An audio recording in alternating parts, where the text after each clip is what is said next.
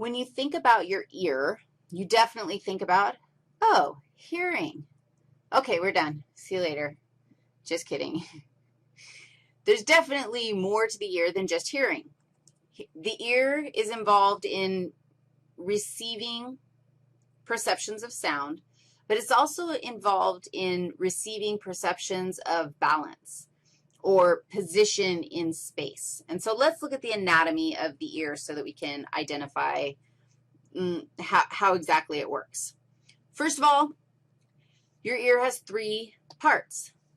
Outer, that's what you can see. Middle, that's filled with air. And inner, that's filled with fluid. Let's make a note of that because that'll help us understand how it functions. The middle ear is filled with air. Really? There we go. And the outer ear is filled with air, unless you jump in the water, in which case then it might get filled with water.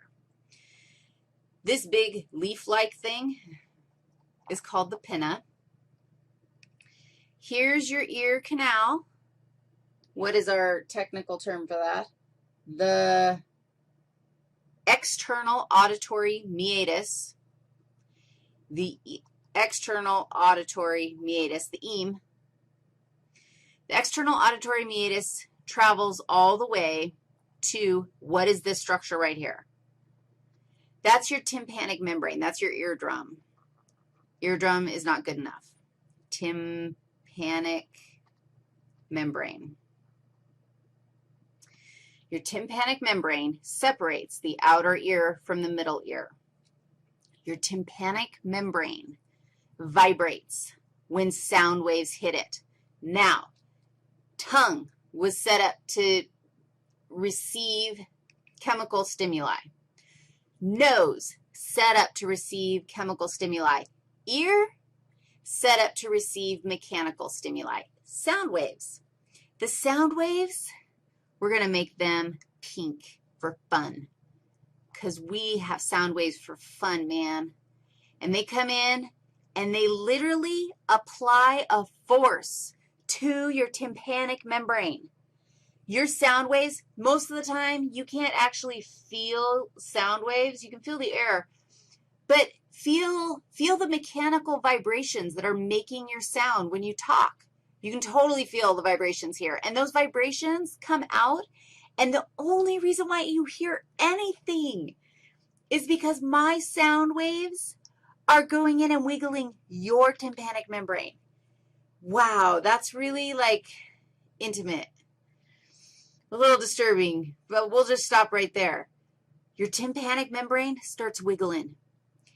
It's going to literally transfer the mechanical waves from the sound that's coming out into the middle ear.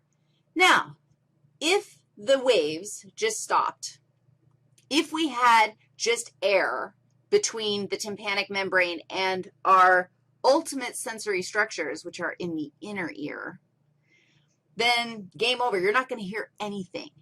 Remove the structures in the middle ear, done. We got nothing going on. If we wiggle the tympanic membrane and we throw a bone like the malleus into the mix, once we wiggle the tympanic membrane, what's going to happen to the malleus that's touching it? It's going to wiggle too. And then if the malleus is touching, oh, you know, the incus, what's going to happen to the incus when the malleus starts wiggling? It's going to start wiggling too. And if they both, no, the incus is now touching who? My friend stapes. What's stapes going to do? We got the wiggles going on. Now, this is crazy. Are you ready for this? Sound wave comes in at a magnitude of 1. The mechanical movement has like a, I don't know, just I'm making up, just think of it as a size 1. A size 1 earthquake. It's just tiny. After it wiggles the malleus, the incus, and the stapes, your inner ear bones, your middle ear bones, the size of the wave is going to be amplified 22 times. What? Okay, so that's like me coming in and going knock, knock, knock. That's a 1. And what you hear when I go knock, knock, knock is 22 times louder than that. True story. I mean, is that like, wow, what a great setup. That's perfect. So what? Well, stapies. Who's stapies? Touching, you guys. Very important. Look, I'll make it green so you can see it.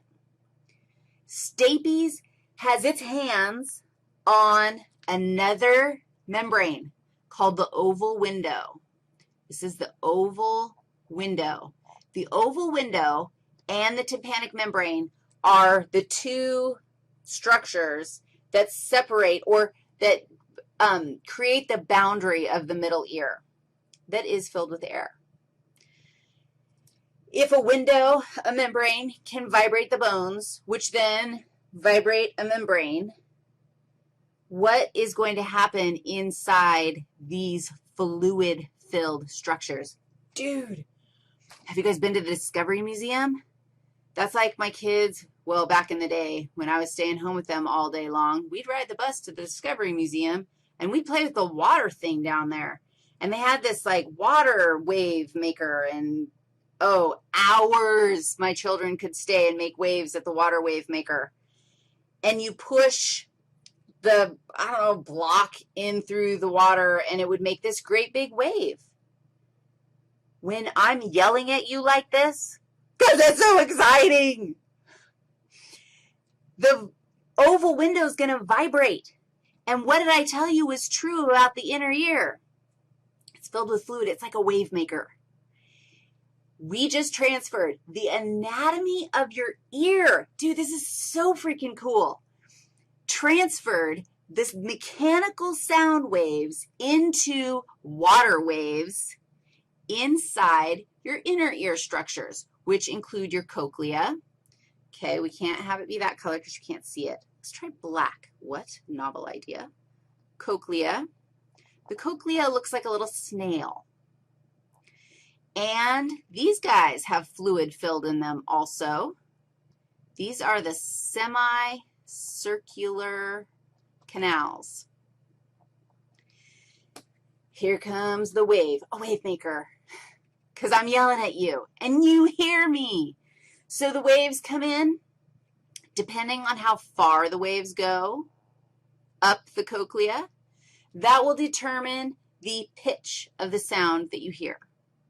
So as I'm talking to you in all these different pitches, and you can hear like all these different accents and excitements and whatever is happening, it's happening because the waves are like rushing in at different distances into the cochlea.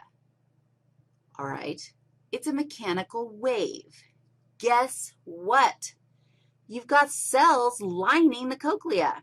And I'll draw you one. It looks a little something like a this. Does this look kind of familiar? They're called hair cells. Hair cell. And the hair cells synapse, send messages to, who do you think? Sensory neurons. Okay. Hair cell has its little twangers in the fluid. So when I'm yelling at you and the fluid wave comes in and the hair cell appendages, twangers, move, if they move this way, then the hair cell says, dude, send that message to the brain, and fires a message to the brain. When they move back, it says, oh, there's nothing going on. Everything's normal. Really? And that's true. And that's how you hear it, and that's what's happening right now. What about these semicircular canals? The cochlea is where sound happens. The semicircular canals are involved in three-dimensional perception of position. So if you are on your side, now this is also just shockingly cool. Also fluid-filled. However, the sound waves don't travel in this structure. Instead, true story, dogs, there are rocks in this thing. What? There are. And you know what? Those semicircular canals are set up now. I have no idea because I'm spatially challenged. But I can visualize two axes, like an X and a Y, and then I know that somewhere there's a Z, and there's another axis that makes it three-dimensional, and those semicircular canals are set up to perceive all orientations of space. So if I knock my head over this way, they're set up so that in the rocks in the tubes, right, are going to fall because of gravity in a specific orientation in those three tubes because of how they're set up in three-dimensional space. You totally understood that, didn't you? Because I'm so skilled at explaining three-dimensional things. But here I am with my head on my side because all the rocks fell in my ear. And my semicircular canals are saying, really? Why are you sitting there with your head on your side? I could probably fall asleep in this position because, well, we just will stay focused right now. The rocks just fell back, and I totally have a perception of, oh, yeah, I moved. I'm standing back upright again. Oh, the rocks just fell, and they send the message for three-dimensional space. Now, they are fluid-filled, so if you get waves going through the fluid-filled semicircular canals, if by spinning and then you stop, do the waves stop? No, which is why you feel like you're spinning still when you are not spinning. No, you are not.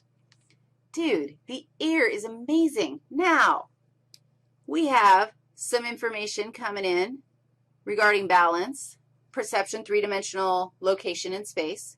We've got some information coming in regarding sound. Let's talk about how we're going to send that information to the brain and how we're actually going to process. Like, what's the pathway once we get into the brain? But first of all, pat your ears and say, dude, you guys are amazing.